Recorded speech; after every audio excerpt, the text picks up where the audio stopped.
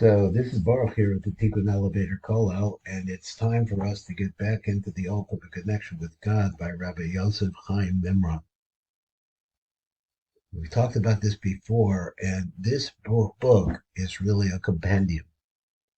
The fact that I have to read it like in English, and just simple English, say it out, is belies the fact that this actually is a compendium of how to get close to Hashem. If you want to try it, if you want to do this, then this is the place to start. So let's see what he has to say. This is introduction number 2, he calls it.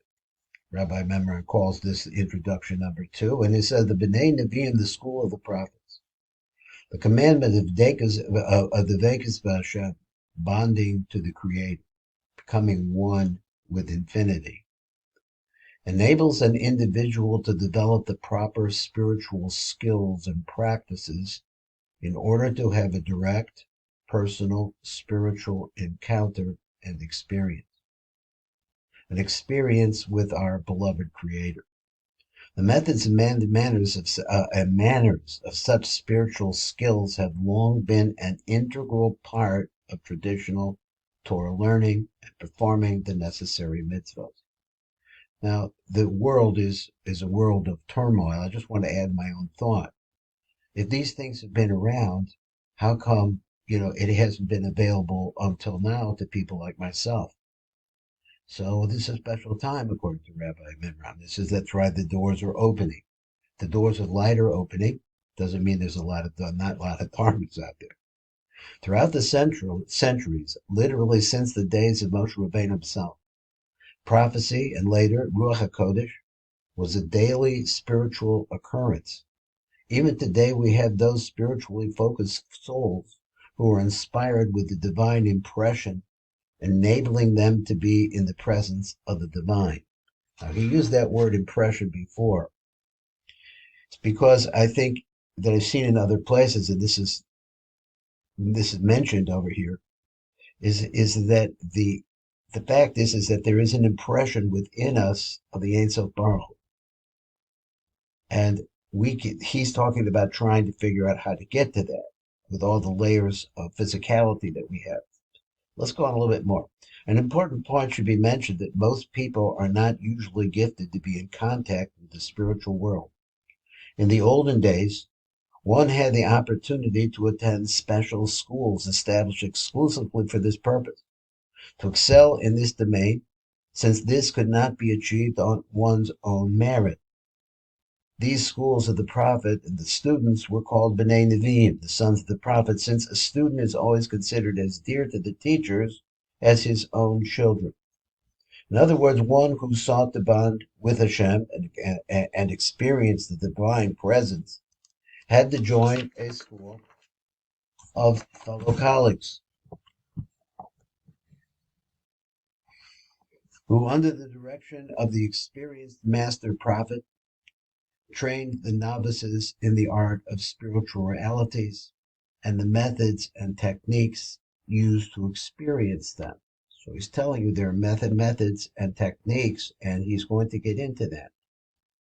This prophetic training program required the beginning prophet to adopt a rigorous set of training rules aimed at reorienting his mind and consciousness to cultivate within him the sensitivity of subtle spiritual realities unseen and unknown by the common person.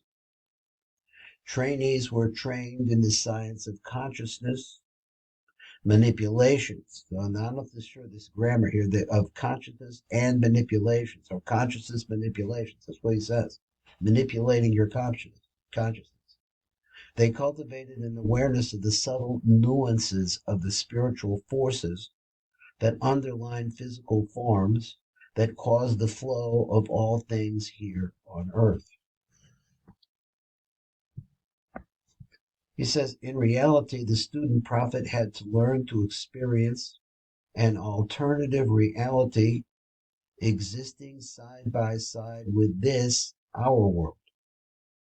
The passageway was not via some external means, but rather through a secret inner passage through the inner recesses of the mind.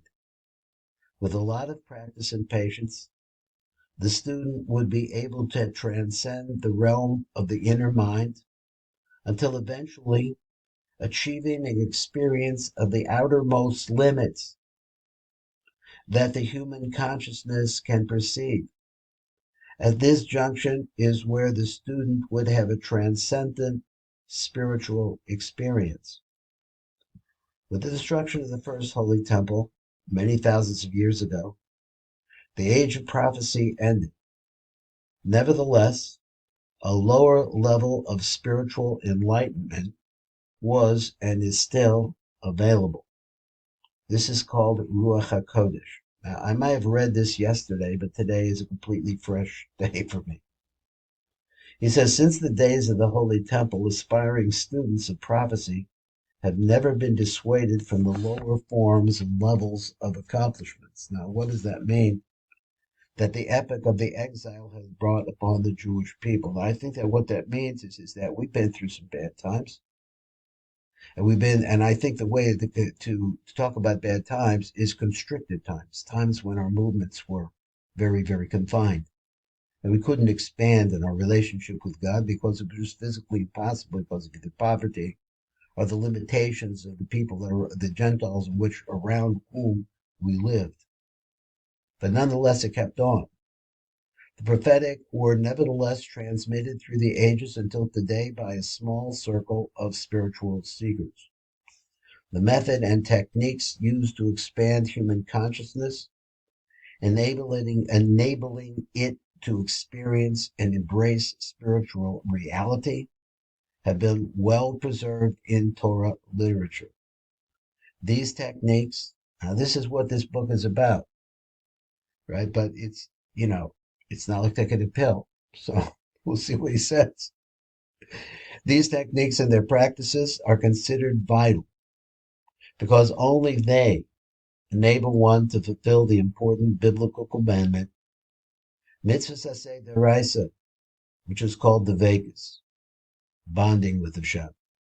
Okay, that's the meditation for this morning. I think I probably read that yesterday too, but today it was a lot more alive to me. And we're getting a good idea of why I call this a compendium, because it has so much in it. And Rabbi Rimram, you're going to see he did us all a favor.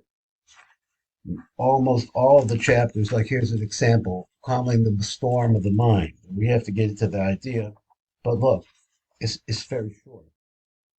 But the point is, it's less words, more practice on our part. So I have to figure out how I'm going to learn this. And thank you very much for listening. This is Baruch Flashman.